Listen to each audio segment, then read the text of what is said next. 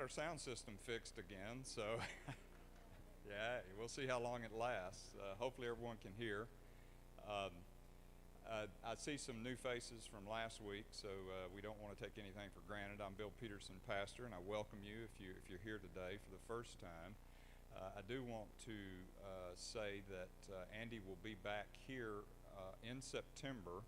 I mentioned this last week, but we just handed out some advertisement on that, and you'll see that Andy's going to be here on, they're not successive Wednesdays due to calendar issues, but it is Wednesday, September the 10th at 10 a.m., and he's going to be doing pottery vessels from the ancient world. And then you see again on Wednesday, September 24th at 10 a.m. Glassware from the ancient world. So we hope that you'll spread the word on that. It's free. It's open to the public. No registration necessary. So come back and enjoy, and we're glad you're here. Dr. Dearman, as many of you know, is honorably retired Presbyterian minister. His background is University of North Carolina, Chapel Hill, BA, and his MDiv is from Princeton, and his PhD in Old Testament is from Emory in Atlanta. His teaching career began at LSU for a few years, and then he moved to Austin Presbyterian Theological Seminary, where a bunch of us in this room were students of his. That's where Andy and I first came together in the mid-'80s. And so he was at Austin Seminary a long time, 1982 to 2009. And then 6 of those years, he was academic dean there at the seminary. And then he left to go to work for Fuller Theological Seminary and opened their Houston extension. They're in Pasadena, California, but he opened their Fuller extension and was a professor of Old Testament there and dean. He is a recognized authority in ancient Israel's culture and religion. He has served on archaeological boards. He's edited and many books, written many books, been on editorial boards for commentaries and things of this nature. And so we are glad that you're here again today. He is, as all of his former students can attest, he is an exceptional teacher, and I hope that you enjoy this time with Andy today. Andy, where are you? There he is. All right, Andrew, you're up. Hold it. Yeah, thank you. Thank you. I believe I'm wired. I can hear my North Carolina accent going out there. I got here just a few minutes ago. This morning I got enthralled. I'm going to show you a chart of the kind of outline of the current constitution, excuse me, of the Islamic Republic of Iran. And I don't know much about it, so please don't ask any questions, because I'll mess it up. However, I was trying to read a little bit in preparation for this morning, and the time got away from me. It's a nice printout from the CIA, helping me to try to understand how that Constitution works. So I will show you a little bit of a flow chart on that. Anyway, thank you for coming out. We're going to pick up right where we left off last week, and if you're here for the first time, I will say this, Cheryl, correct me if I'm wrong, but at some point the presentation will be on the church website and so forth. But as with last week, it's really, the best way to do this is just think of me as a disembodied voice and keep your eye on the screen. That's kind of the best way for us to go forward. Okay, so I have this on.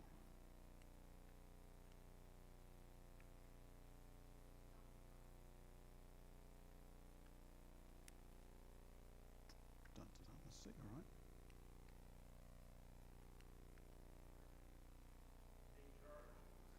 It's the CIA.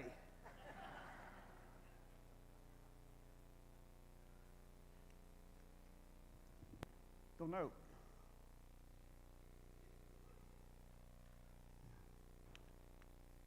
I know this works, the pointer.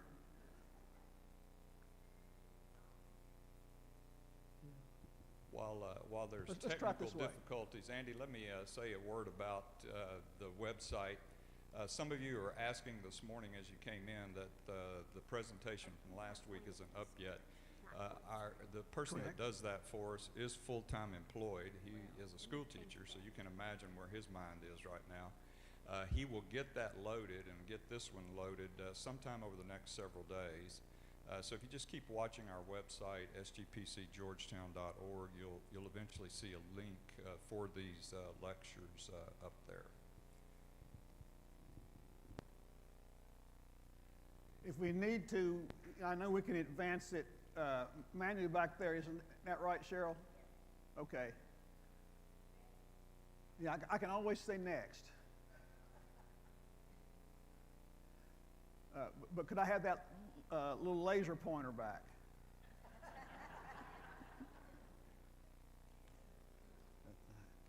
You know, technology is wonderful when it works, isn't it? That reminds me to check my cell phone. If you will please check your cell phones, that's the other thing. And please silence those. We would appreciate that. Yeah, if it rings, it's the CIA. That's Bill. right, exactly.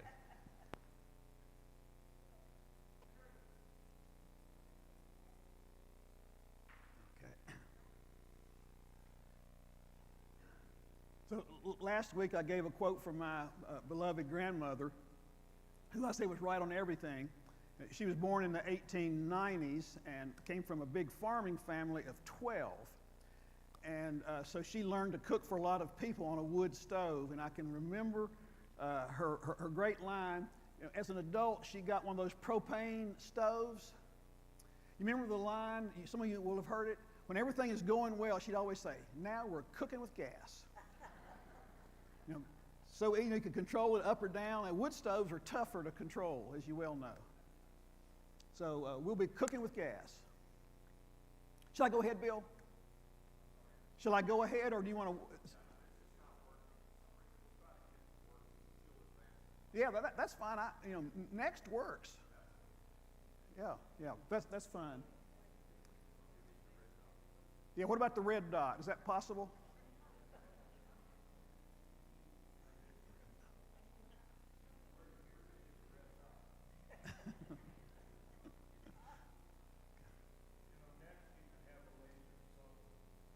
What? Yeah, that's right. You know, I've got a really nice pointer that you gave me, and I thought I won't need to bring it as a backup today. I brought it last week.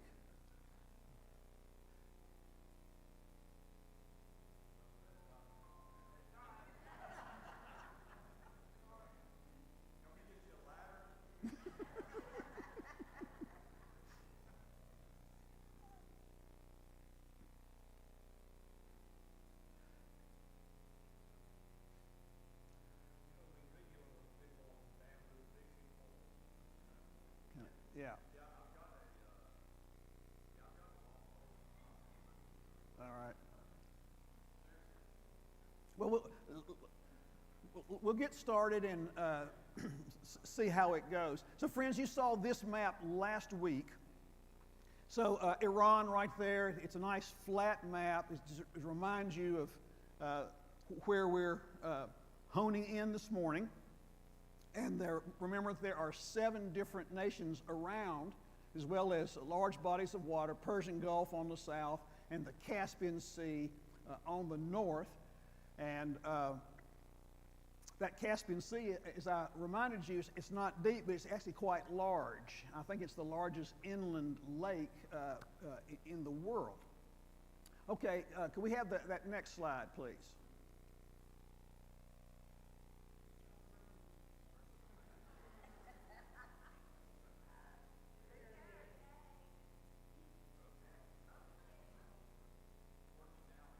Okay.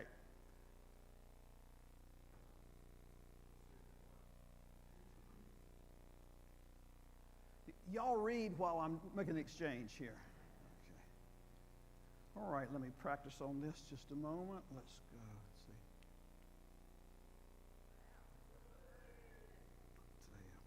Cooking with gas. All right. Let's see. All right, so what we'll do today, good friends, We're picking up where we were last week with the arrival of Islam, its expansion. It takes root. It is, of course, the second largest religion in the world, some 2 billion persons, one of the most influential things in human history. There are a couple of these series of governments, let's call them dynasties, if you don't mind, that's the typical term, that come up in the last couple of centuries that I'll hone in on for a few minutes. The name, for example, Safavid or the Qajar and so forth, no problem. There won't be a test, but those are the shorthand terms that we'll be using. And when we're there, I'm going to show you some pictures of some of the great architecture from Iran. They're extremely proud of their history, so I'll show you some of that.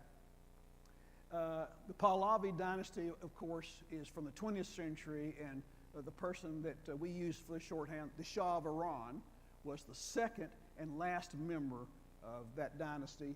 And then the Islamic Revolution. Many of us have lived through that, the taking of the embassy and so forth, and so we'll move pretty quickly. Okay, so we were at this point towards the end of the presentation last week. I didn't show you this slide, but it's the same period we talked about. I just gave it a date up there of 622. You may recall that there were 2 large entities, been around for a while. Right here was what's called the Byzantine Empire, the extension and development of the Roman Empire, which had become officially Christian in the 4th century.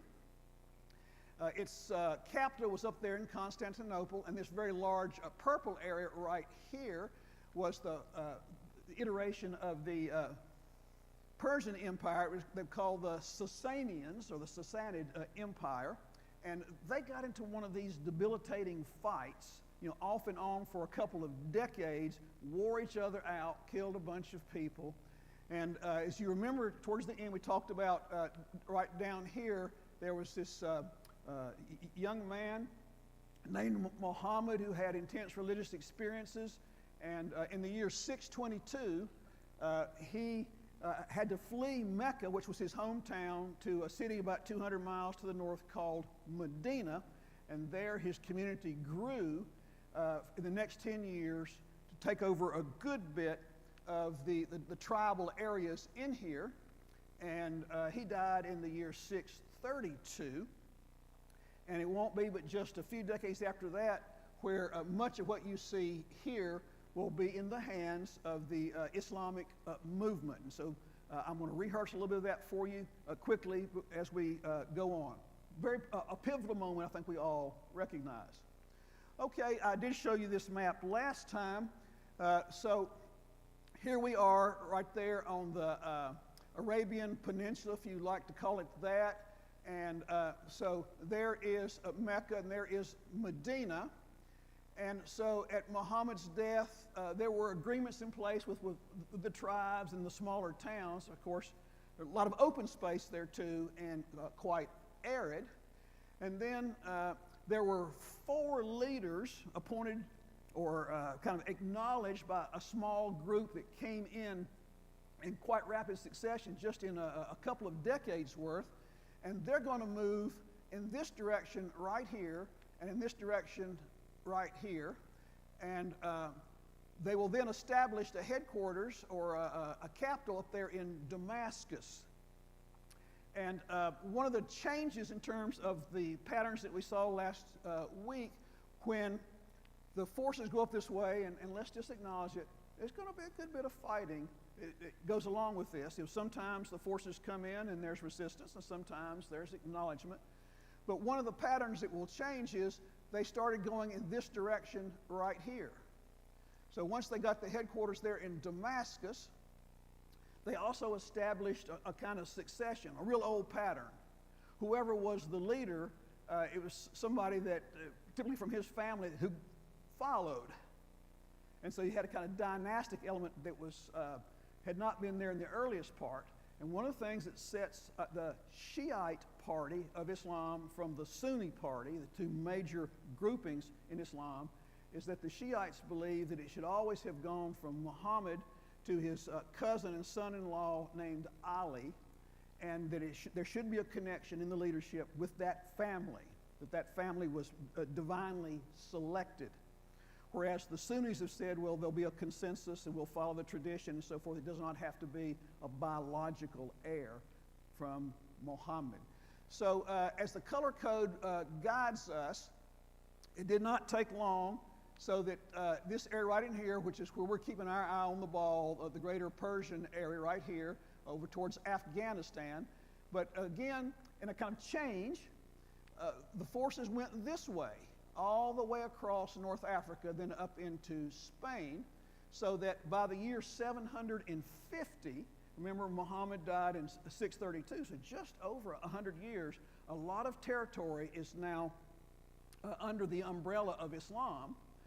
Because the population is not that large here and the political structure was not that involved, you can imagine in the ensuing decades, indeed centuries, the areas around here will take indigenous forms of management, of development and so forth, and so there will be a great symbiosis between the movement that comes and gets established there and then the way that it will grow indigenously. I'll show you again a map from last week in a moment, but isn't it interesting, friends, how sometimes the movement comes along and one of the keys to its staying power is language. Not always the case, but you recognize that point. And so the short answer, why is the northern third of Africa, why is Arabic its primary language? Right here. Because over the centuries, it will take root. Now, of course, there are a number of indigenous languages, particularly as you go further west. Berber is one many of you will recognize, but Arabic is there because of this movement right here from decades ago. Okay, we looked at this one last week. The names are not important, and remember, no test.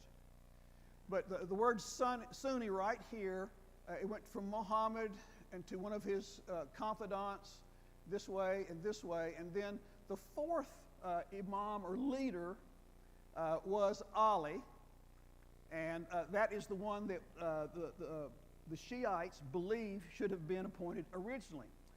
If I said this last week, I hope I did, but if I didn't, I'm going to repeat it and kind of drive it home for a moment. The word Shia itself, it simply means a party or group following Ali. Ali being the name of the cousin and son-in-law. So it's the shorthand for the party of Ali. And Sunnah simply is a word for tradition or example. The green arrow that you see tells you the way that the Shia grouping thinks that it should have run, and there will be a series of imams, which means a supreme leader. There will be 12 of them down through the next couple of centuries that are believed by the Shiites have been divinely selected and guided. And as I said last week, one of the difficult things for many of us in the West to try to grasp is that the 12th imam, who was from the 8th century, the 9th century, is being held kind of in an invisible state of some kind for the transformation of the world at the end. That's the kind of end of the world scenario for the Shiites. So this line and this line have been different, and so it's not unlike the Catholics and the Protestants, different traditions, but there are a number of differences as well, besides just the succession. Okay, I showed you this last week. I'll do it again very, very quickly. So here, the term Islam, the Sunni, the Shia, or the party of Ali, and another group that has kind of dwindled away over time. Those are your three building blocks from these early decades. And just like any other movement, it could be Buddhist, it could be Hindu, it could be Jewish, Christian, obviously. They're all going to have different groups and subgroups. Now, aren't you glad I'm not going to go over every one of them? I'm not. But a number of them right through here, the 12ers, The largest party of them, the Shiites, of course, are headquartered in Iran, the standard bearer. But there are ones, some called Ismailis, some called the Seveners, because there are only 7 that they thought were rightly guided. And then there are other offshoots that are related in some degree. Okay, I did show you this map, and I want to come back to it. My friend Chris said that I should show it because we moved now through several centuries to what is in place today. So the green color shows you where there are either a majority or a large segment of Muslims. Okay? Then the darker green right here would be those who are associated with the various Shiite line. And so Iran has pride of place right there for the Twelvers. There's Afghanistan, and right there in the center of Afghanistan is a pretty good group of Shiites, though the majority of Afghanistan would be Sunni. So that's an interesting dynamic in Afghanistan. Down here, much in the news, friends, right? The Houthis, who are a type of Shiite there in Yemen, who are related in a variety of cooperative ways, and shall I say it, in a kind of nefarious way, with the Iranians in terms of fighting. And the southern half of Iraq, something we'll be talking about off and on, is majority Shiite, and that's the larger part of the population. So the majority population of the country of Iraq is actually Shiite, even though it's almost always been run in recent centuries by Sunnis. You know, that's a difficulty. One of the things that gives a lot of unsettling elements to the modern country of Iraq. And then over here, Lebanon and some parts of Syria have a substantial Shiite population. Okay, another way to look at that same dynamic in terms of the darker the color, the higher the population. Everybody got that one? Okay, a new slide. Again, remember the names are not so important, but the color-coded map is. So just stay with the map. Keep your ear open, we'll be just fine. I'm going to go pretty quickly. So the initial capital was in Damascus. It was called the Umayyad dynasty. And then, remember my grandmother, they got to fighting. And a new group took over. And it was headquartered over here. And so there's the Persian Gulf, there's the Euphrates, and there's the Tigris. And they built a brand new capital there. So this is a town that's kind of a latecomer for the Middle East, Baghdad. There was no Baghdad before the Islamic movement, and they built it right there on the Tigris River. And in terms of culture, of literature, of research, the largest library in the world was in Baghdad. This would be the great flowering of the Islamic movement. And it's called the Abbasid Caliphate, Caliph being the broad leader. It will not always be paramount in terms of power, but in terms of prestige, it will last for centuries. So it's kind of a kaleidoscope sometimes of subgroupings, but Baghdad would have pride of place for a number of centuries, up until the year 1258. Now, one of the things that I'm giving short shrift to, as I mentioned last week, not very little about the Crusades, because that tumultuous movement had very little effect, if any, on Iran and that area to the east. But 1258 is a date, shall I quote our former president, that will live in infamy in the Islamic world, because a wave of conquerors came, different pattern than we looked at last week, coming in from this area up here, and they will get all the way to Baghdad. It was the Mongol, the series Genghis Khan and successors, and they destroyed Baghdad. So the fall of that city is like the fall of Rome. It's awful. The historians will say such things as when the hordes came in and surrounded Baghdad, the Tigris River ran alternately black and red. Red for the blood of all the people that were killed, and black for all the books from the library that got dumped in the river. The goal of the Abbasid rulers there, and they loved learning, they established a number of academies. Theology flourished, but so did things like science and literature. Think about this as a goal. You're all going to nod your head, and you're going to do it like this. They wanted to have a copy of every writing in the world. What a great goal. And they had a bunch of it. And they would, for example, have Arabic translations of people like Plato and Aristotle and so forth. But the Mongols did not think that was important, so they just dumped it in the Tigris. Okay, so some idea of what has developed now with the Islamic States 1260. Rough date right there. Notice the purple color.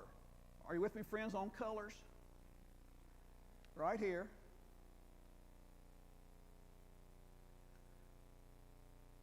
That's what settles in after the Mongol groups, Genghis Khan and successors that come in. And this area right here in Turkey is called the Seljuk. This was a group of they called Turkic people. And it's the source of what is now the Turkish language in the country of Turkey today, of Asia Minor.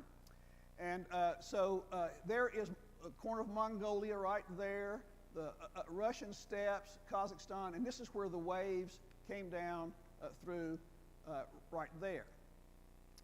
Egypt had a separate kind of governance. It is Islamic. Same thing for down here, but this is a large area right there, and it was run by Genghis Khan's grandson. It's one of those things, again, when we're talking about these fascinating dynamics. The military waves that came through were advanced, disciplined, ferocious, and effective. That's a terrible combination. It really is. But they had relatively little long-term influence on things like language or culture or religion. They took over. It was top-down. They cooperated with the intelligentsia and the skilled people locally, but it did not leave a large, lasting influence.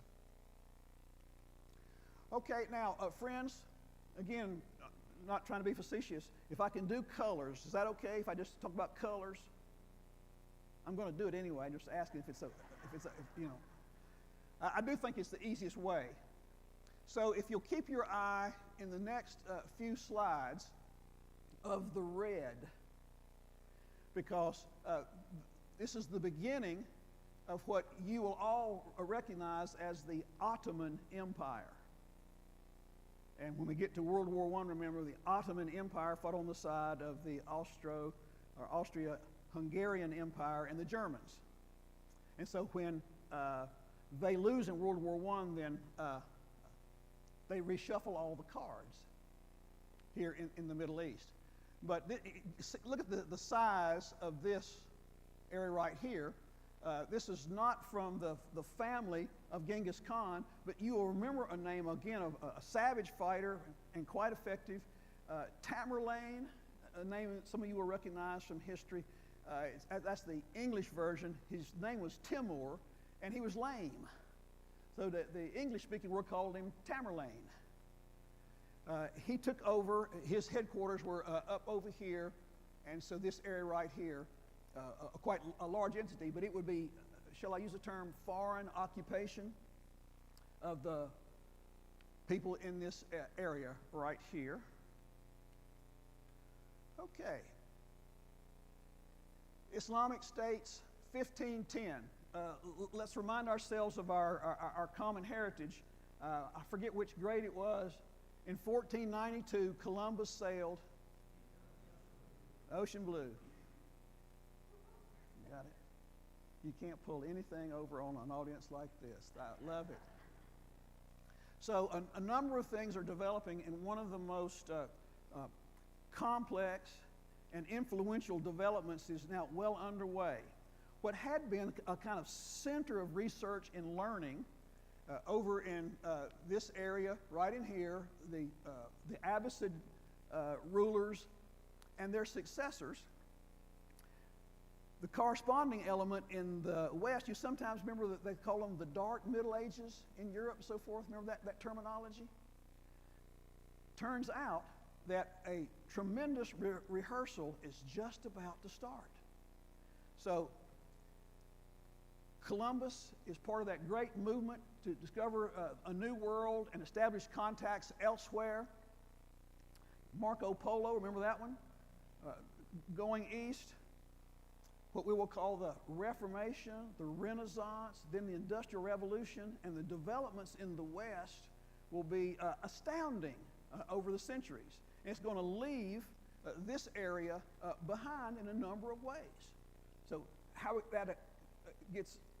takes place in terms of historical control, a few centuries to see how it shakes out. It's still underway in a number of ways.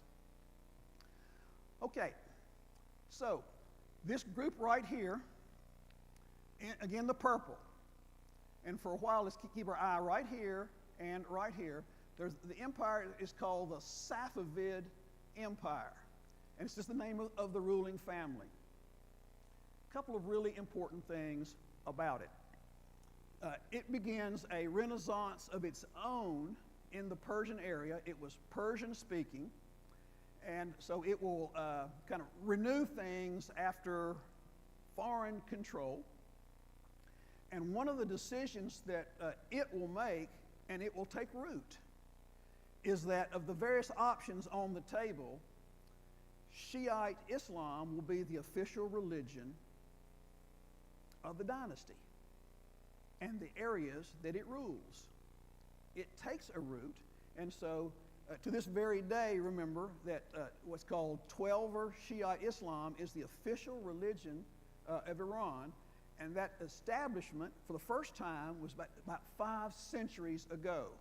Long time to percolate and to develop. Are you watching the red? So here it is now. These are peoples who had come down in this direction right here. So their native language is what we now call Turkish. So you've got Arabic in here, you've got Persian here, and you've got Turkish right there. So those 3 languages are still the primary influence languages in the Middle East, and now have been for centuries. A Shiite Renaissance, I think that's a fair way to put it. Okay, let's go to 1600. Look at the red, friends. Headquartered there, now in Constantinople. They had taken that towards the 58 or something like that. That great city fell to the Islamic wave, and so a lot of territory now under the control, the administration of the Ottoman. And of course, this is before quick communication, so it all depends on having strong regional governors. Here's the dynamic, and it's a tough one.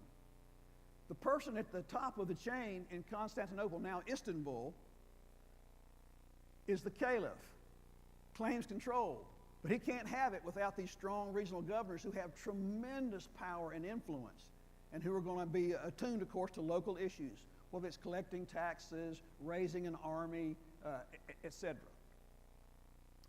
So over here, the Safavid Empire, the Persians, it gets pushed back a little bit, and for the next bit of time, one of the great rivalries, I'll just give you the big bullet point, is going to be right here, as control will go back and forth, back and forth.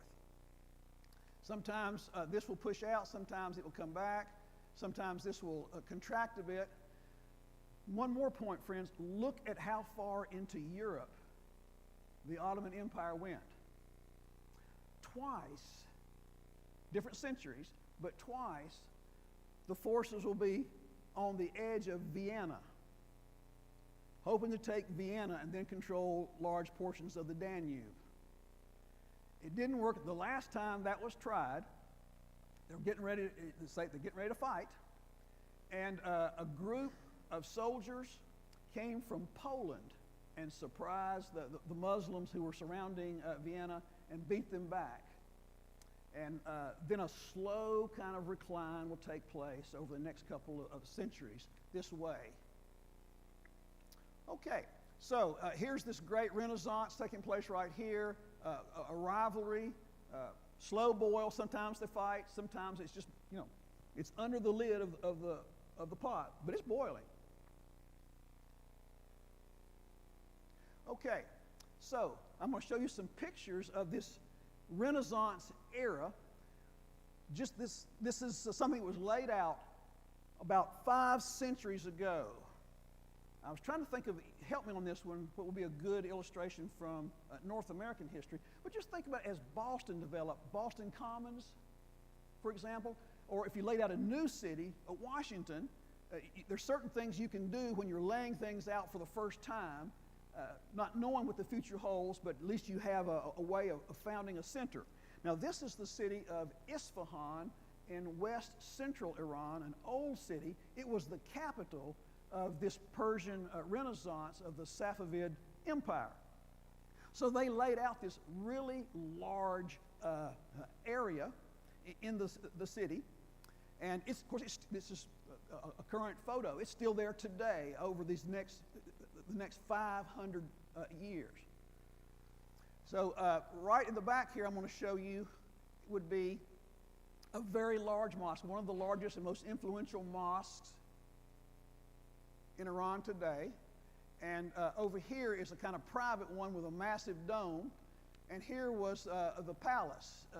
This is no longer in use. It's still standing. It's 500 years old, approximately. But it draws tourists. Notice the way they laid things out right here. The next picture I'm going to show you will look back from here in this direction. There you go, a little aerial. That picture I just showed you was taken from here, looking this direction. There's the reflection pool. There is the mosque, and there is the small palace. Look at the scale, friends. You can see a few dots. Those are people. The size of this mosque right here.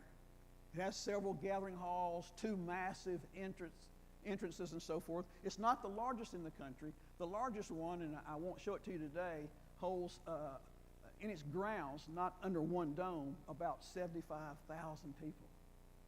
It's a big place, and it gets millions of visitors a year. Let's see here. Okay, now we're at the inner entrance of that large mosque right there. And this is classical Persian architecture. The tile work is what always blows me away. I appreciate it, but I'm a non-artist. I'll just put it to you this way, friends. Just think of it, just for a moment, let it settle in. Every tile is hand painted.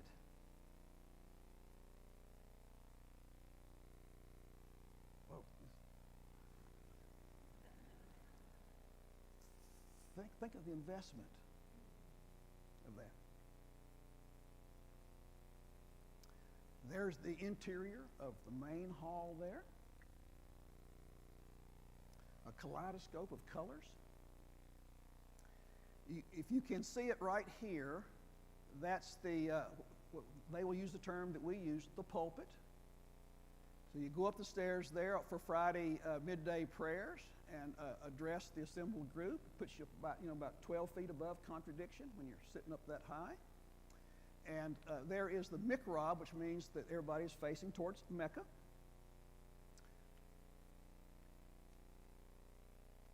How about that for dome? I want to know how they got the scaffolding to put that up. Beautiful, isn't it? And there is the facade. It's no longer inhabited. it does draw visitors. Big porch right there, looking onto the common area. So there is the, let's go back here one. Yeah. That's what it looks like at night. Reflecting pool, quite impressive. Called the Ali Kapu Palace at dusk. And there is the picture I thought I have it next. That if you're standing on the porch, looking across at what was not a private chapel, but it was set apart for just certain officials and visitors, since that massive mosque was for the public. There was even a little channel you can kind of go down if you didn't want to be bothered by seeing anybody, but you want to get over for a quick prayer, just, underneath, back up again from the palace. A couple of quick shots from the interior. Variety of colors, design. I'm going to pause for a moment, friends, and just ask you a question. What don't you see in all this beautiful color and detail? Not one human figure. That'll be almost universal in any mosque down through the centuries and today. In Islamic thinking, there's always a worry that the distinction between the divine and creation, human and animate, might be blurred. They are distinct. And if you have a human figure there, it might blur the lines, or you might tend to think too high of that human figure. So you'll never see one.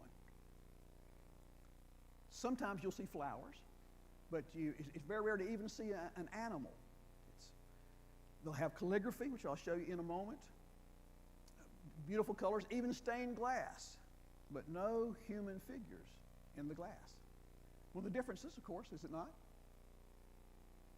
Between one tradition and another. There we go. So calligraphy became an art form.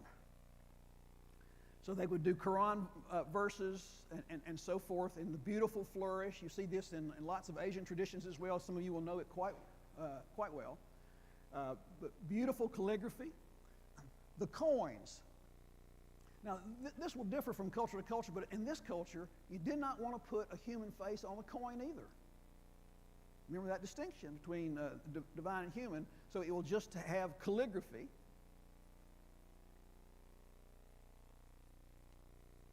Okay, now, the last time I showed you a map, it was 1600. Please nod your head that you remember back. Thank you. Now we're at 1700. Again, let's do the two colors. Get the big picture. Purple on the right. Excuse me. Hit the right button, Andy. Here we go. And the red. It still has influence in Europe, but more apparent in parts of that than real. Notice in 1700, the Safavid people had pushed a little bit more to the west. Last time you looked, the red was way over here. Now it's back over this way. Something to keep in mind, friends, because it will start to change pretty quickly. It says Russia up there. Remember, as the Russian Empire begins to grow, and it starts in this century, please nod your head, they're going to move in this direction right here, and they're going to move in this direction right here, and they're going to move right down here until at some point the Russian Federation or Empire is going to be right on the borders of Iran. Just getting ready to start. Okay, 1800. You see the pattern? Just take a little snapshot every few decades. The color code there is awful, so just remember what are the two colors we're looking at. Yeah, can't fool you. That's great. Here it is. These little outlines right here are what was claimed by the Ottoman Empire. Sometimes they've got more control, sometimes it's a bit less, but for show, you've got to claim it. Same thing here for Egypt.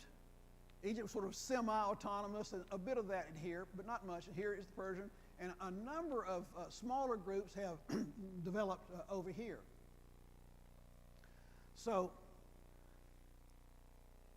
a number of things have back and forth pretty easy for the last 2 or 3 centuries. But let me just remind you of one thing at this point. 1800. So here's Egypt. Remember, excuse me, friends, I'm going to swallow. You remember a little short fellow? I'm not talking about myself. Remember a little short fellow named Napoleon?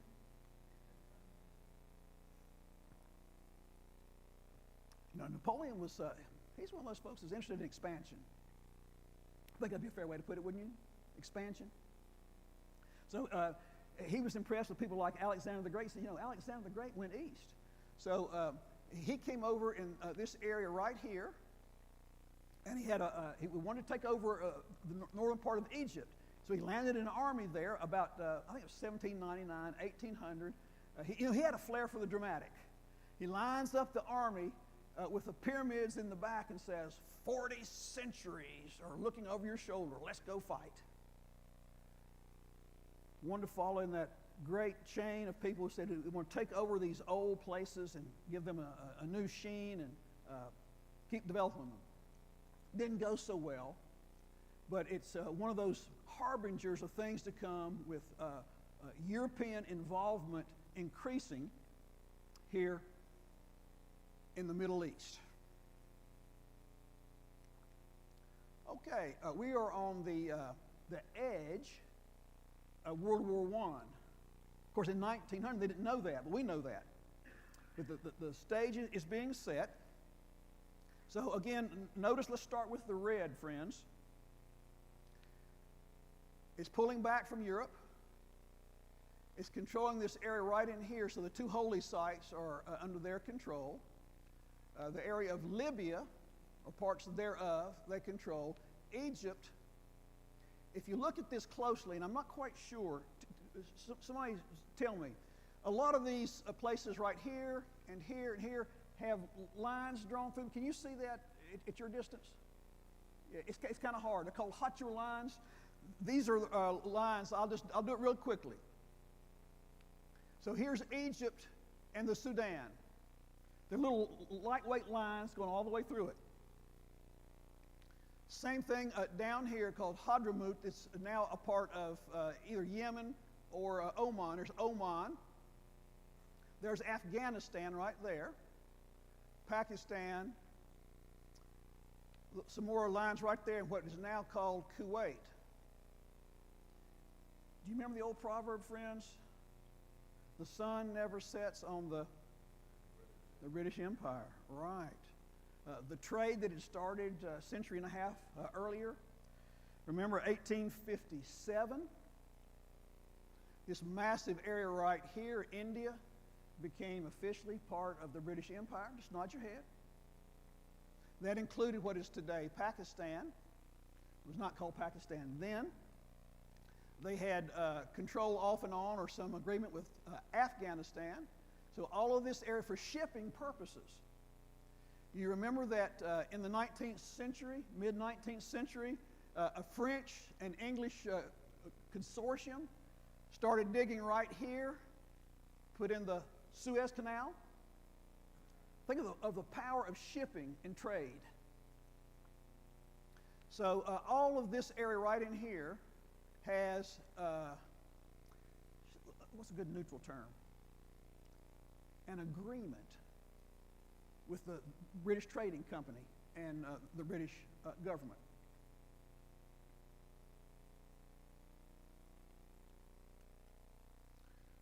A couple of things from the 19th century to show you, again, the development of these beautiful places, part of the Iranian culture. So this comes from the 19th century, it's 150 years old or so. This is from Shiraz, another city, one of the major cities in Iran. It's the Al-Mulk. mosque. So the entrance, it will look very similar to the one I showed you earlier, the typical or classical Persian architecture. Note the stained glass. This was built by one person who loved two things. Well, at least two things. They're really important to him. One was his Shiite faith, and the other was art. And he tried to decide, Allah had blessed him. He had a lot of money. He said, I'm going to build a mosque dedicated to Persian art. And he did. So he liked glassware, beautiful stained glass. It has different angles for the sun to come in, and they call it the pink mosque because sometimes the colors will show up in a pink hue. But a beautiful interior. It's just stunning. How about that? Isn't that beautiful? Now, of course, the photograph on the left, that's a publicity shot. I know it. But it's real. That's the interior. And that's the dome. Just exquisite architecture and design. Don't you think? Now, when I left my CIA reading, I didn't bring my watch. What time is it? 10 to 11. Okay, in 5 minutes, we're taking a break.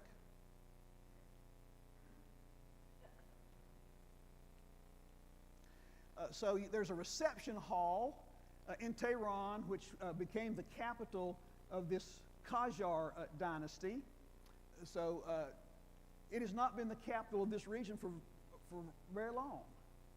It's recent, in fact. Now it has 10 million people who live there. And so this is a reception hall. It's part of a complex. It's 150 years old. So they love glass. I'll show you some of that stained glass window. They love glass. And so here's a room, hall of mirrors or glass. You'd think you were in the Versailles Palace, wouldn't you? In France. Because I know some of you have been to the Versailles Palace. It's beautiful. Very European in some senses of that term. There's another one. It translates in English as brilliant hall. The brilliance of the light. Mirrors and glass. Okay, so remember we're talking about 1900? So the ruling Qajar family was pressed to modernize aspects of the government. Big movement at this time. And so a constitution was actually formally set up. And that constitution, even if it would be ignored, can you imagine ignoring a constitution? It happens in lots of places. It got ignored, but they had a constitution, got it set up in 1906, early on in the region. It was never formally rescinded until 1979 when they do a new constitution. We'll talk about that after break. 1908, and that's the oil well itself. The first oil well. It was a British prospector, and so there was an agreement that if the British explored and found it, then they would develop it. They would get some, in fact, the majority of the profits. But it was called the Darcy Concession. So they got oil in 1908. It was the first state in the Middle East to produce oil commercially. Now, that last bullet point is important. Let's talk about it just for a moment, and we'll take a break. So Russia, as I mentioned to you, and as it will develop even in its socialist communist formulation, is going to expand and press down on the Iranians. Great Britain, with its massive trading empire and connections, is going to, I'm going to say it straightforwardly, it's going to press down on the Iranians. And so there will be struggles and connections and treaties and stuff. And so up until past World War II, there will be British troops stationed in Iran. Don't you think that's the time for a break? Break time, friends. Come back in 10 minutes if you would.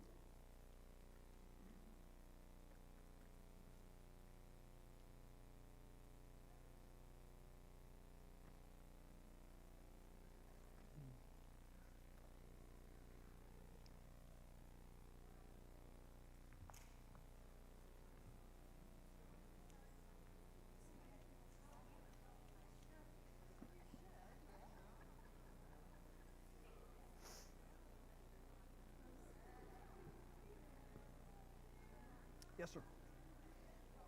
You don't have the big green or big pointer I gave you, huh? I've got it. I didn't bring it. I brought it last week. Didn't need it, huh? Well, I thought, yeah, I won't need it. I should have brought it as a backup. Of course, I've got it. I love it. I liked your thoughts about the decline of the Persians, because some of the stuff I've read said that the rise of the Western civilization was due to the fact that they now had a unified language, Latin, for the upper class, or for the educated. But I don't, I don't know what happened, because they had Arabic, which was a unified language. Right, right. Yeah, it's more complicated than language. Had to be. It's one of those great questions. It's all Bill's fault anyway. It's Bill's fault, right. Yeah. How about let me borrow your watch? I should have brought mine. And if you just throw it up there so I can see it. That way I'll know how to end. Yeah. Well, every church is different.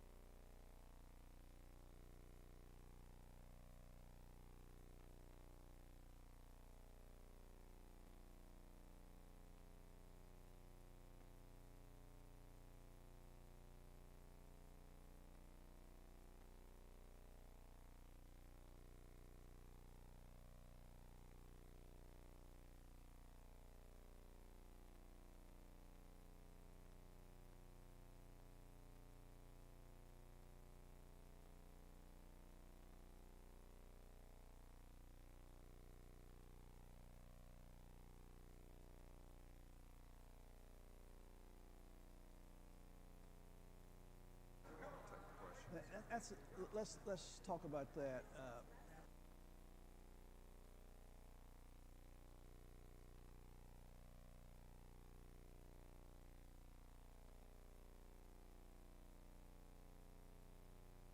Just sit there and explain in 3 minutes why the Shiites in Iran and all these other places are so set on fighting. And then they got to fight. What is it in them? I'll actually say a few things about that. I was hoping you would. I will. I'll say a few things. Everybody's going, you go, Shiite. Here the hot spots are in the world. And they're all Shiite. At the moment they are. Here's the thing. The two of the fastest growing. Islam is, I think, is a little faster growing.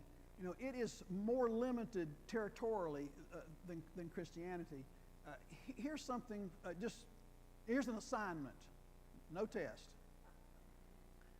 Watch the continent of Africa. It's the least industrialized. It's the fastest growing. And from the northern part and some from the east, the Islamic evangelists are working real hard. From the west and southern, the Christian evangelists are working real hard. And it's going to be interesting to see the dynamics in these next decades. Okay, thank you, friends. I stole Bill's watch. Thank you, Bill, so that I could keep my eye on it and make sure that I know this is not a worship service, but we're still in church. You've got to be out by 12. I know that. I know it. I've known it all of my adult life.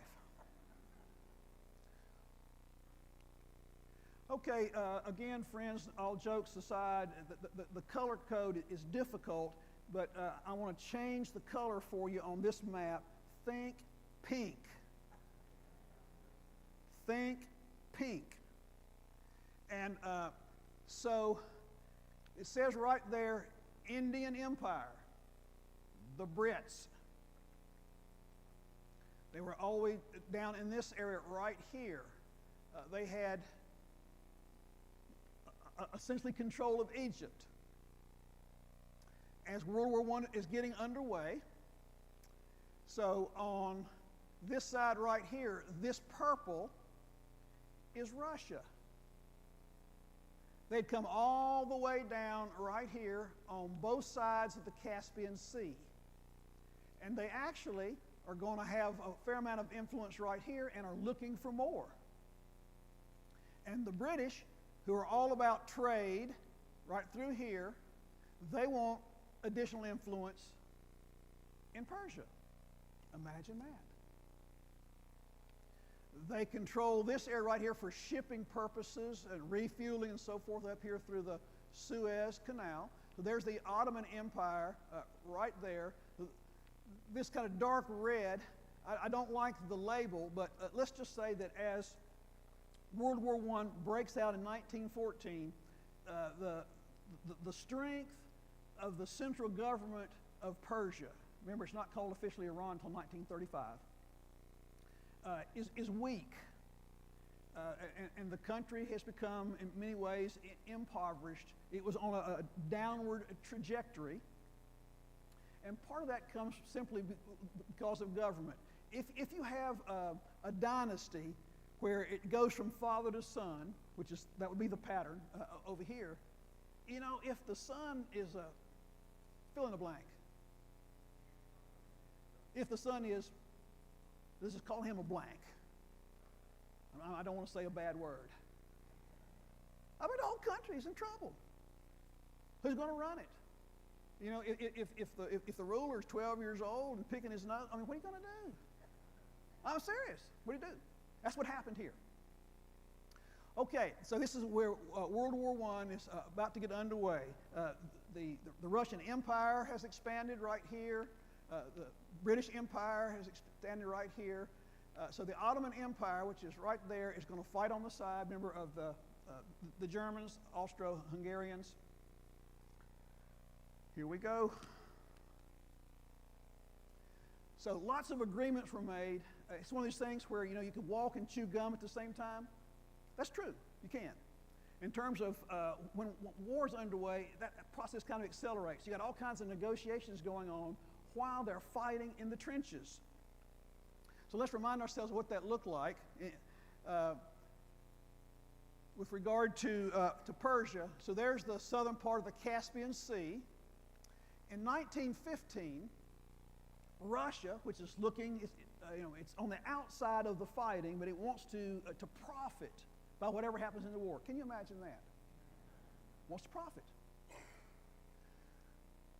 They work a deal in 1915. Remember, the war breaks out in 1914. They work a deal with the British.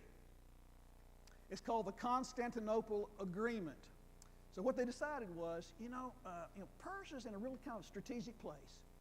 Let's kind of carve it up and make sure that something doesn't happen it's against our interests, if possible. So what they decided in 1915 was, since this is already Russia right here, and there have been some fightings off and on, they would take this area right here, we'll call that, I think the term is zone of influence. Isn't that a great phrase? And the British said, okay.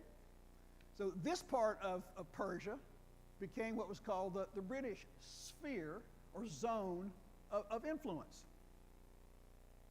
Now, here is what is today Iraq, right, friends? And so the Ottoman Empire had forces here. They had important shipping which went right through here. And so immediately, once the war breaks out, British forces from over here, it says British India, they're going to come around like this in ships. Some will be overland, and they're going to land right there. And there's a major city there called Basra, major city today, B-A-S-R-A. And then, and I'll show you a couple maps in a moment, they're going to end up going up this way, all the way up to the big city called Mosul, M-O-S-U-L. You've heard of it today. And Persia will be officially neutral in World War I. But somebody else is calling many of the shots. All right, two maps, friends. Because of the shape of the map, I'd like to make the one on the left bigger, and I don't have enough technology expertise to do that. But just as a reminder of what happens in terms of the fighting, World War I had quite a number of full-scale pitched battles in this part of the world. Now, for most of us, myself included, in terms of education, remember we were all taught about the horrors of trench warfare in Europe. Right, friends? That's true. I don't want to deny that at all. Fair amount of fighting also took place over here. So because of the Suez Canal and historic connections, the British had what was called the Egyptian Expeditionary Forces over here. There's Cairo. They're going to end up moving in this direction right here. So there's Persia right there. There's Baghdad. There's Basra, Baghdad, and Mosul will be about right there. A story many of you will know well, so I'll do this very, very quickly. You may recall that the British eventually will come in this direction right here and start moving towards Damascus. British negotiation with the Arab tribes down here, Mecca and Medina. One name says it all, Lawrence of Arabia, right?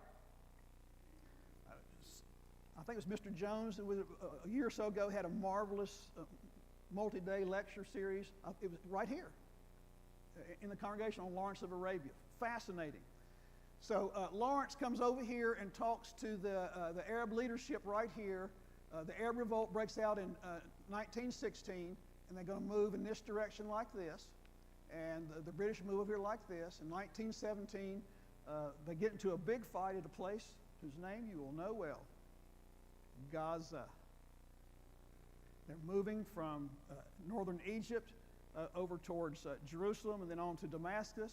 They took Gaza after some fighting, and then Jerusalem falls just before Christmas of 1917. The Arab forces come up this way with Lawrence working with them. Now, on the right-hand side,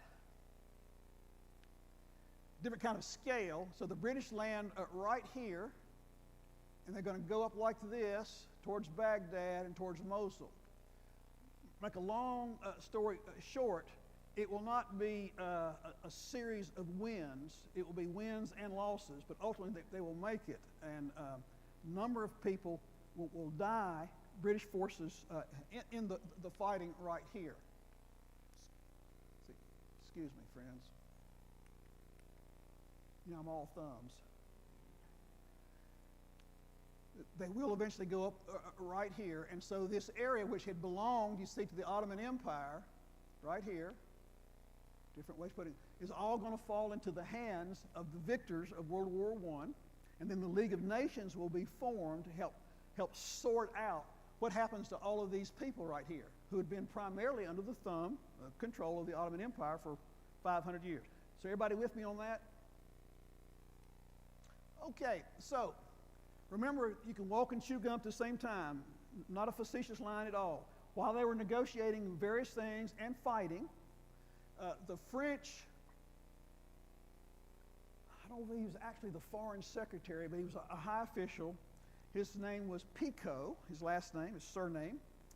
And a British diplomat by the name of Sykes got together. And they were in secret. And they said to each other, as representatives of the government, and it really was pretty much this straightforward at one level. When we win, how do we take over? Make it all better. It's a great question. Just please nod your head. It's a great question. When we win. But then remember that the next part of it is, we'll take over. So what they agreed was, let's draw a map now. We can, if we have to revisit, but let's make it, we'll sign an agreement. It's called the Sykes-Picot Agreement, 1916.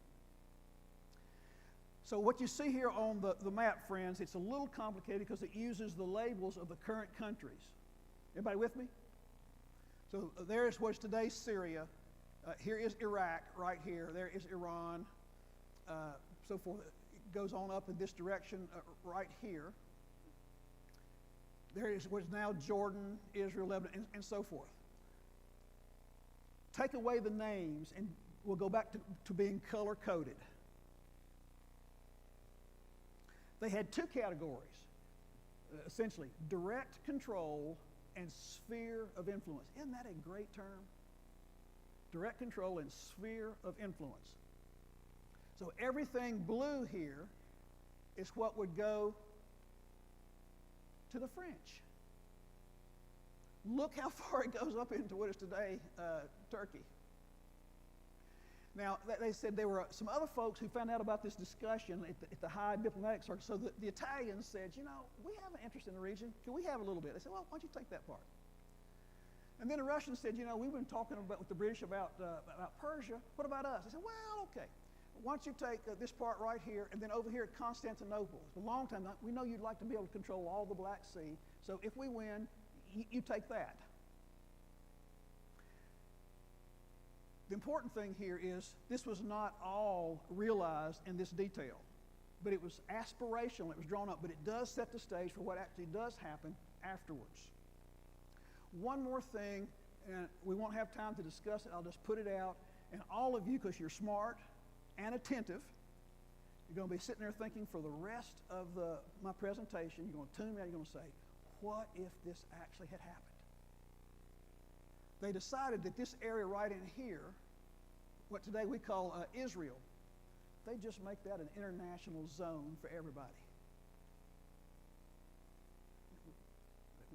They said, we'll kind of sit light to the control of that. There's so many interesting things there, so many different kind of people. We'll just make that an international zone open to everybody. Yeah, keep thinking. Okay. Here's what actually happened after the war. And again, friends, the value of the map is that it shows you what are the actual states today. Please nod your head. That's really important that we're on the same wavelength here. So what ended up happening is what we call today Lebanon and Syria came under the sphere of influence and in many ways direct control of the French. After World War I, remember there was the Versailles Conference and the Versailles Treaty, and then what was formed at the same time as part of that, massive energy in that, the League of Nations. And the League of Nations gave what was called a mandate to the French and the English to administer these territories until they were ready for some kind of self-control. So that was mandated by the League of Nations. So here is Syria, right here, and Lebanon. So initially, I'll just say this and then we'll go on. Initially, the French put 6 districts right in here under the general category of Syria. Lebanon was one of those. It becomes a separate country. The British got this area. There was no international zone. They get this area right here, and it was called Palestine, and then the eastern border of that was not so well determined, but they end up calling it Transjordan. So if you're on this side, if you're on the other side, that's trans, right? So sometimes you'll see the terms Cisjordan and Transjordan. Anyway, so the British are here, and this area right here becomes a district, a large district of the British, and they quickly can't figure out what to do because you've got all these immigrants coming in after World War I. True quote. The foreign secretary for a while for the British was none other than Winston Churchill.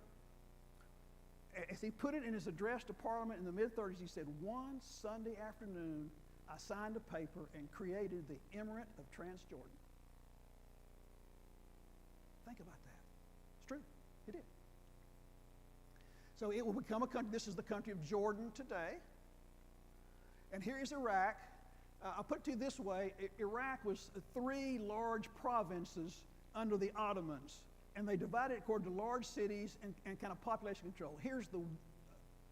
I think I will use this term. Here's the wisdom in doing it that way. So up here is Mosul. It's not on the map. And it's got Kurds, and it's got a large group of, they call them Assyrian Christians, Old World Christians. They've got Yazidis. Of course, they've got Sunni Muslims. And so they had a district called Mosul. Here in the center, they had one called Baghdad. And then right down here, where you have the large Shiite population, the city called Basra, that was a separate province. And so after the war, when the British come in and try to figure out what are we going to do next, the argument that won in the discussion was to make one country out of those 3 districts. A lot of diversity. Can I say that again? A lot of diversity.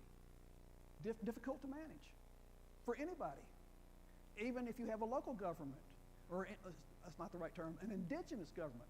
Hard to manage that much diversity. Okay, now here we go, friends. How are we doing on time?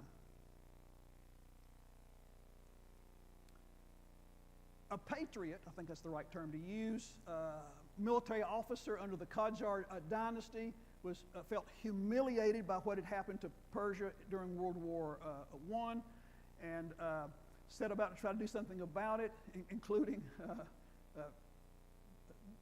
dumping the ruler, the Shah, of the Qajar dynasty. He became a government official in this process, and make a long story short, his name is Reza Pahlavi. That's his picture right there. He was a cavalry officer. He still had cavalry in 1918, and he was a leader of the cavalry. And so he and the Iranian assembly, because they did have a constitution, deposed Ahmad Shah and amended the constitution and elected him to Shah in 1925. Okay, now he had to navigate between the Russians and the English influence. Remember the map I showed you a little while ago of the spheres of influence? He was pretty skillful. He did the best he could. Tried to also start developing the country's resources and having a stronger national government and so forth. And He had to negotiate the oil industry, since the British had invested a lot of money in the exploration and development. Who's going to control the finances of that? That's always delicate. Still is delicate, isn't it? It'll always be delicate. He got enamored with trying to play sides off with the Germans, particularly in the 30s as Germany redeveloped, and they also rearmed, as you know. And so that made the British and the Russians nervous.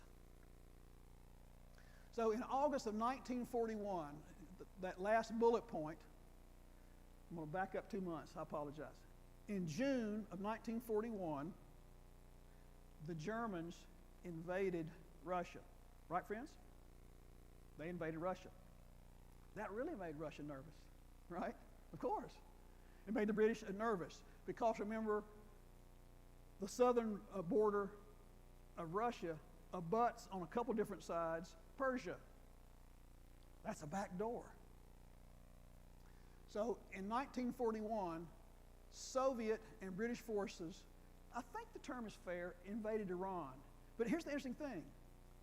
They didn't declare war. They were not fighting an enemy. They just got nervous about the geopolitical issues, and I think we will all understand that, irrespective of what we think of their decision. So they just walked in and basically took over. He was not so happy about that happening. He tried to negotiate. The British are so polite, aren't they? So they came to see him, and they talked about various things of matter. They stopped the fighting and so forth, and they said, we think it would be best for all concerned if you resigned. And if you will do that, we've been talking to your young son, he's about 20, and we'll be glad to put him in control. And they're so polite, and then they said, and by the way, sir, there really isn't another option. There wasn't another option. He resigned, and this young fellow named Mohammad Reza Pahlavi, his son, whom we know as the Shah of Iran, then took over as a very young man. How about that for a transition? There really is no other option.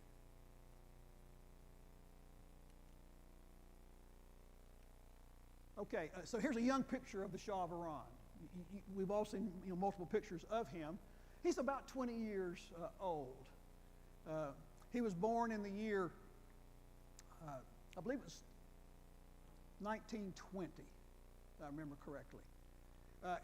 His reign, he ushers in tremendous changes. One of the things that he did after getting over a coup, which he had a portion in it, there in that first bullet point, I wish I had more to say about that, had to do with the nationalization of oil, the British, the CIA, a lot of folks looking for order here. He proposed what he called a white revolution in 1963. He said, I'm going to transform the country. And he did a lot of things. Universities, expanded those, industry. If you were to go online and, as they say, run a Google, or run a search, just ask the question, the Shah of Iran pictures with world leaders. I mean, it will fill your screen over and over and over again. You'll see him all the time with international people, starting with FDR, is the earliest one that I could find, all the way through. Time to time, he had great international connections. He traveled widely. He had let's just say, an opulent recarnation ceremony in 1967, and he adopted the old title of King of Kings that had been around for a while. So that became official. I showed you a couple of pictures of his celebration in 1971, celebrating 30 years of his reign as the culmination of 2,500 years of monarchy. If you were here last week, you saw some of those pictures there. He was one of the leaders in OPEC. So he worked with Saudi Arabia at the time to quadruple the prices of oil in 1973. And he saw Iran's rise to international prominence, and it had it, as a rebirth of a classical Persian role. That's a pretty quick summary of things. Very quickly about oil and nuclear power, at least as I've been able to reconstruct this. And just remember, friends, the closer you get to modernity, the worse I am at making judgments. The further back you go, the firmer ground that I'm on. So I'll show you a picture of him with President Nixon in a moment. But all the way back to the Eisenhower administration, as he's feverishly trying to develop the country, the question of nuclear power came up.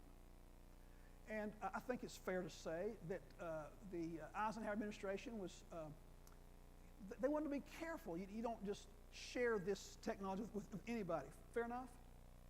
I think it's a fair way to put it. So the Shah talked with the United States and with Germany and with the French.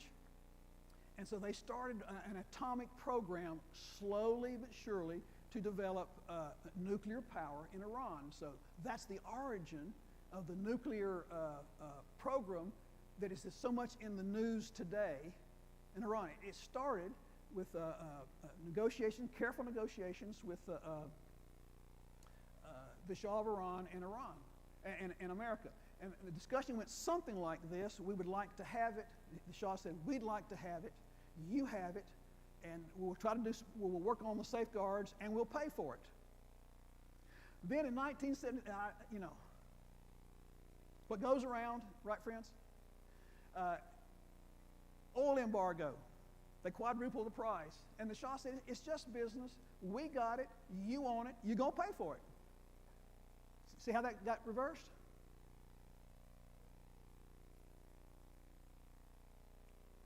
Okay, there's a good picture of the Shah with Nixon and so forth.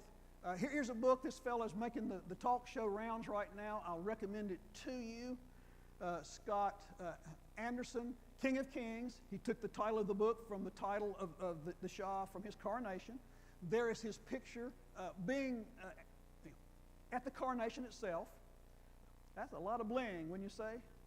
Use American slang, that's a lot of bling. Okay, I'm not going to read all of that to you, but one of the interesting things, people are complicated, many-sided. The Shah of Iran was a big supporter of the development of women, education, and so forth. And at the same time, he was a notorious womanizer. I don't know how that fits together, but shall I say they're both true? There's that part about negotiating this program called Atoms for Peace, culminating in the early 70s, the transfer of nuclear know-how and so forth. Just as a reminder of how things can develop and then change quickly, and that in our lifetime. In the decade of the 1970s, and sitting right over here, somebody who was living over in Tehran at that time, thousands and thousands of Iranian students were in our colleges and universities. In 1979, when the revolution breaks out, there were approximately 50,000 Iranian students in American colleges and universities.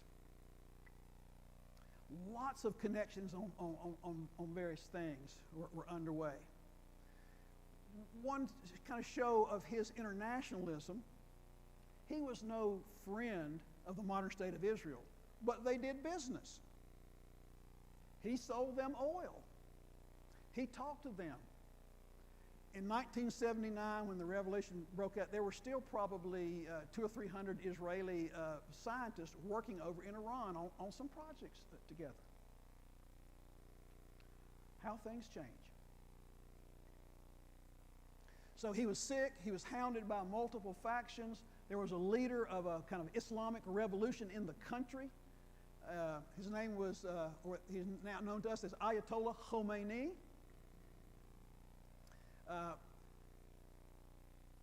He had to be dealt with, and so the Shah decided well, let's just send him off into exile. He got sent off into exile. He was in Turkey for a while. He was in Iran for a while. And then for a short time, he was in Paris. You remember those days, the last part of the Shah's reign? He was sending all these tapes back from Paris to be played in the mosque and so forth. And then when the Shah fled, he lands on the plane. You remember that? At the time, it was just a great changing of things. You will recall that part of that revolution, they took the American embassy. If you go to the American embassy today in Tehran, it's a museum of anti-Americanism. I thought you'd want to know the title. Okay, there he is. The Ayatollah Khomeini, those are his dates. So he lived a long life. Think of what this history that I've summarized very quickly. He lived through much of that. So he was a young man, you see, even in World War I. So he was exiled, as I told you. That last bullet point is the one we'll spend just a few minutes on, friends. He was a seminary professor. Now, as somebody who was a seminary professor, don't let them run the government. Don't entrust the government to me or any of my good friends, even to my enemies. If they're saying, don't do it. So he spent years developing his views of an ideal Islamic governance. And so the Iranian constitution, which is currently in place, reflects many of his ideas as they got refined and put into place. Okay, here's the phrase for us all to know and to kind of recognize its potency. He believed in the guardianship of the jurist. I think that's one way to translate the phrase. And what's meant by that is people who are well trained in the faith and in its application to all aspects of life, public life.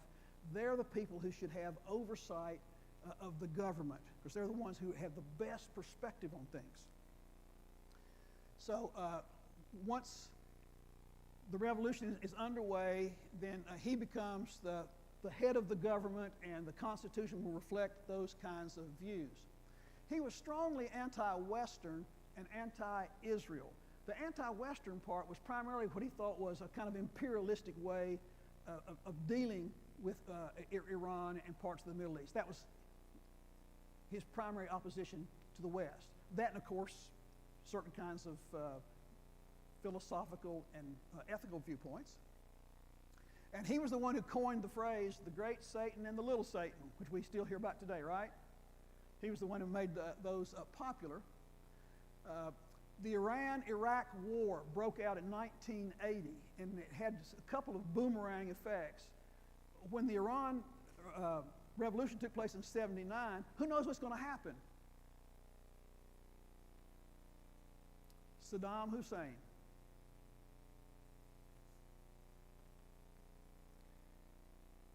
He's sitting across the line. He says, you know, in this Islamic revolution over there, they have purged the Iranian army of lots of its leaders. Now is the time to strike. We'll get the oil wells. We'll start dominating our neighbor. So from 1980 to 1988, that Iran-Iraq war took place. Now, here, let me make sure I didn't skip one. I didn't, okay. Here's a diagram from some source with a little commentary from the CIA. Everybody ready? And all jokes aside, I'll never be an expert on how their constitution works, but there are a couple of big dynamics that would be good for all of us to know, and that's what I'll concentrate on. You're welcome to ask a question, and I'll just shake my head. I don't know.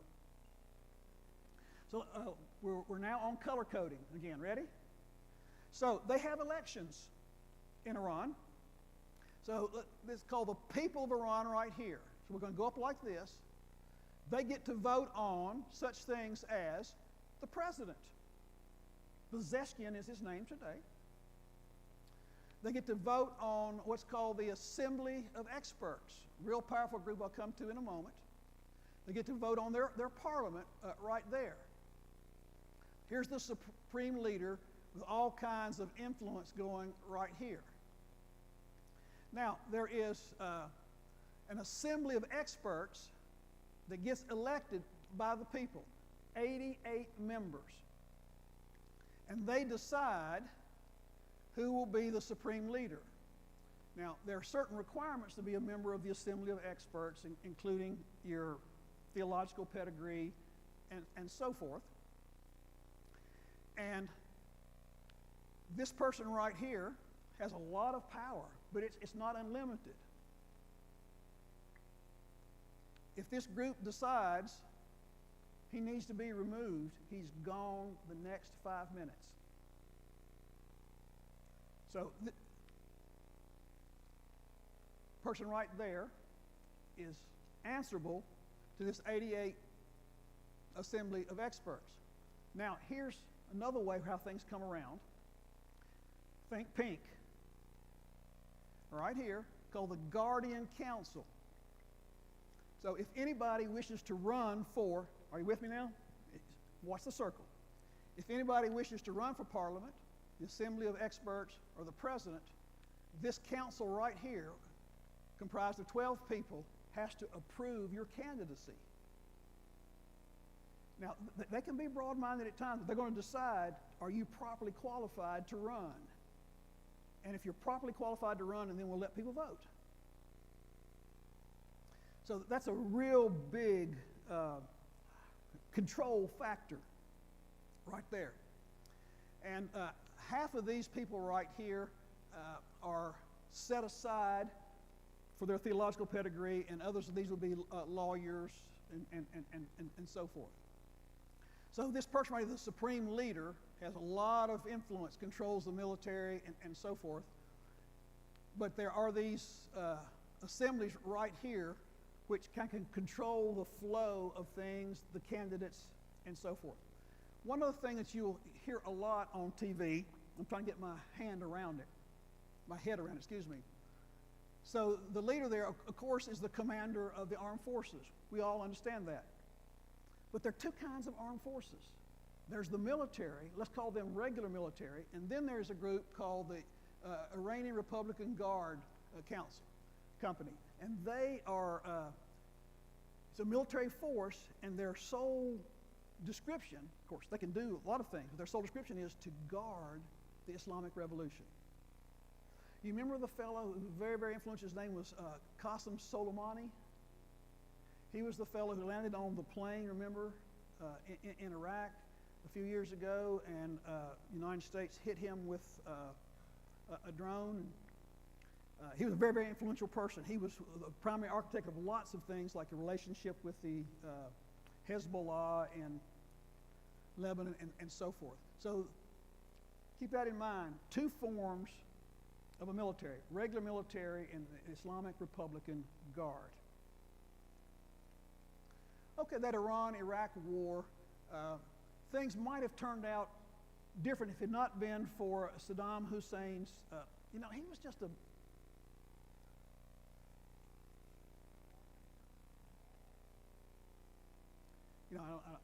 words fail me. So he decided to attack the Iranians right here. The oil fields are right there, and they were concerned about the waterway, so he fights over there. It was not so much, friends,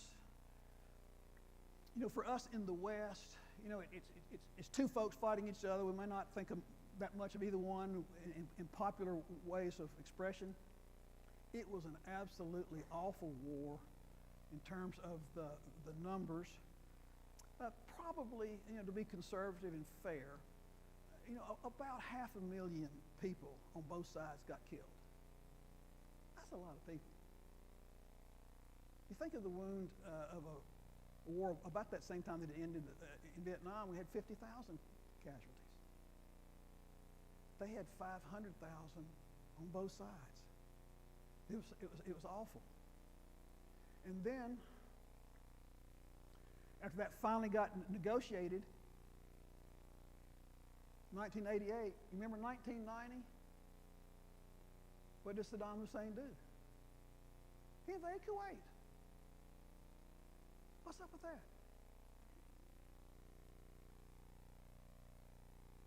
No, I'm shaking my head. I mean, what do you say?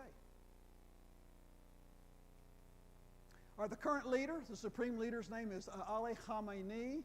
He's been there since 1989. So he's been in there, what is that, 36 years or so? Do I have it? He was named as the supreme leader by the 88-member Council of Experts. Yeah, 36 years. And so the picture of two of them, the Ayatollah Khomeini and the Ayatollah Khamenei, you see the pictures together. So for the Islamic Revolution since 1979, just the two supreme leaders. Just a quick comment. Notice the black turban.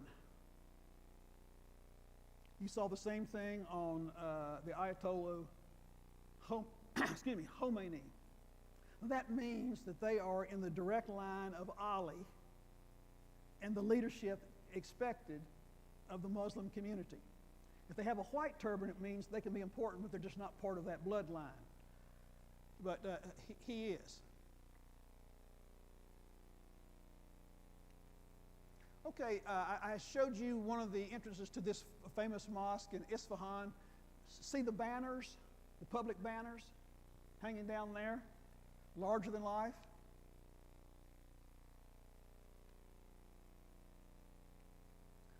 Now, this picture was taken in July of 2025, last month.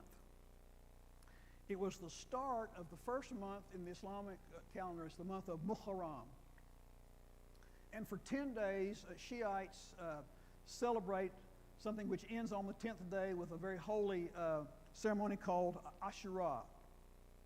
And they remind themselves that one of the early imams, whose name was Hussein, was on his way to southern Iraq, got into a fight with the leader in Damascus.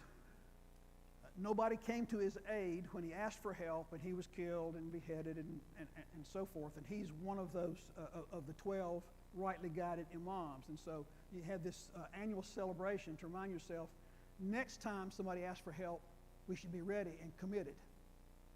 And so it's always red colors. You'll sometimes see people out there will cut themselves symbolically and so forth. So you'll see the picture right there of the two. But here's what's interesting about that picture. It was taken at a mosque in Iraq. Quite a bit of interest. It's delicate. They don't agree on everything, but the southern half of Iraq, which is primarily Shiite, and Iran have lots of connections. I'll just say this to you, friend. I'm not a military strategist. I'm in AD, so I'm out of my element. Watch what happens to an unstable Iraq and Iran. The Iranians are looking for more influence there, and they may have some connections there. Just keep your eyes open on that one. Okay, this little pie shape right here talks about a recent poll that was taken. We poll ourselves to death, don't we, in our country? Everybody's always calling. I've tried to take everything with a large grain of salt. It's too small for me to interpret all of this for you. I'd be glad for you to have a copy of this at some point. There are some college students in Iran today, right there. But one of the things that's clear about the Iranian society, and again, we'll just have to watch and see how it goes.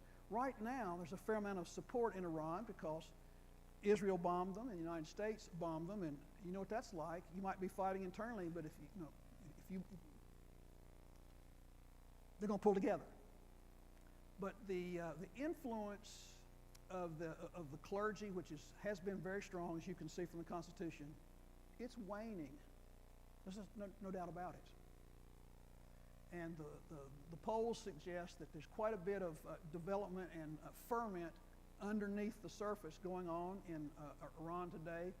We'll see where it goes in the future. But just like in our society, a number of things are underway, and it's hard to see which direction things will go. But a lot of unhappiness underneath the surface is all I'm trying to say. So is there going to be fighting sometime in the future? Yeah. What form is it going to take? Who knows? Anyway, friends, I'll just leave you with that picture of the 4 students going to class. Lots of questions. Thanks for your time.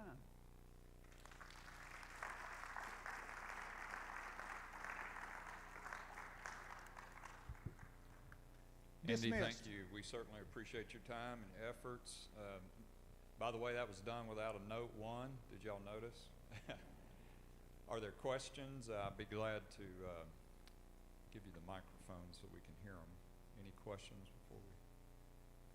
Yes.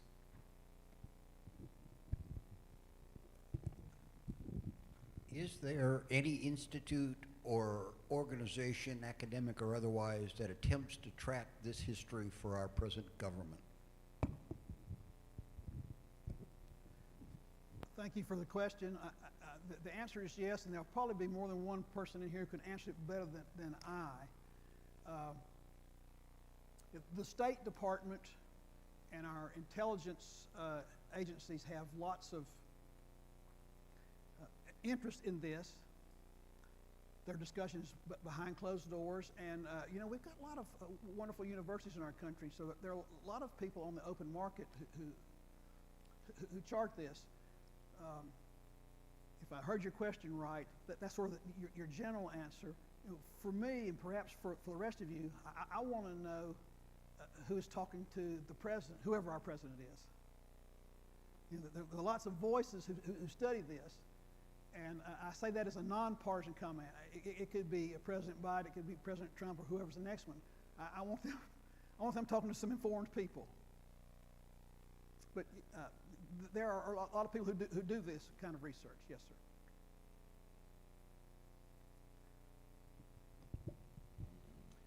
Thanks, Andy. It was a very, very good presentation. Thanks for coming. This last picture is a little teaser with the 4 young women going to university. You want to elaborate any more about the undertones in Iran today of possible change? I know you don't know how that'll happen. None of us do, but any more to say about that? Yes, sir. I'll make a couple of quick comments. It's a great question. Thank you for it. If you could read this, that blue section there, the question was, which of the following is closest or closer to your beliefs and faith? Well, that's kind of an open question. If you get a phone call like that, if you actually answer it, you try to figure out how am I going to, who am I talking to? Should I tell them the truth or not? But here's what this says, George, that Shiite Islam is at 32%. Think about that percentage. Last week when I showed you another pie shape, if you ask for public consumption, and go back to your question about who's studying this and where, if you look on the public, it will say that the Shiite membership and commitment in Iran is 90%. That's huge difference. Some of that's got to be dissatisfaction with the government. Let me give you one more illustration. Some of you know that with climate change and so forth, and we do have climate change. Big time drought in Persia and places like Afghanistan. So Tehran is about to run out of water. So it's kind of hard to make public comments, but somebody posted in English on a European thing, said, "You sure have been spending a lot of money on nuclear research. How about a bottle of water?" That'll get people riled up in a hurry if you don't have enough water. So in terms of education, kind of freedom of expression, a lot of that is bubbling. And one of the things about the recent exchange and fighting and us bombing is it has caused a lot of the dissidents to rally around the flag, if I could use that phrase. Interesting to know about how it will go in the future. It's clearly in a more secularizing direction, just like Europe and the United States. It's underway there. We'll see. You just hope it's peaceful, whichever way it goes. Hi, Laurie.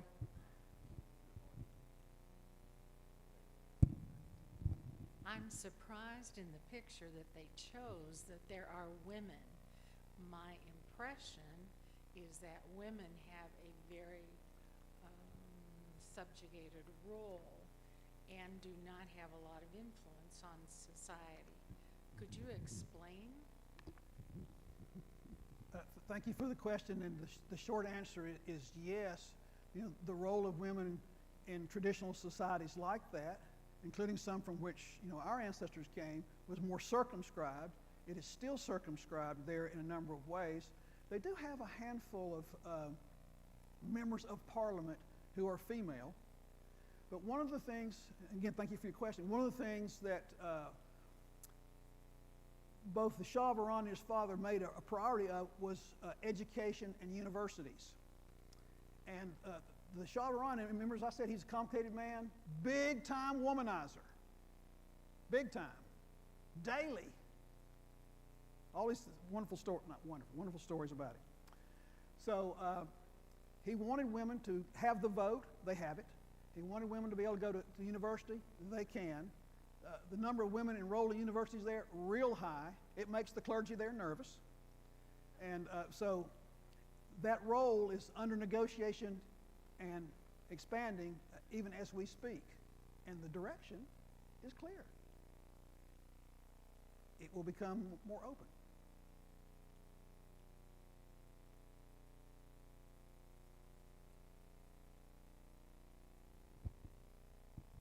Andy, thank you.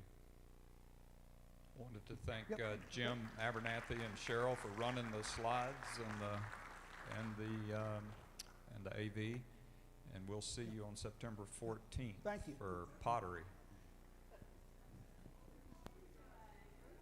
Bill.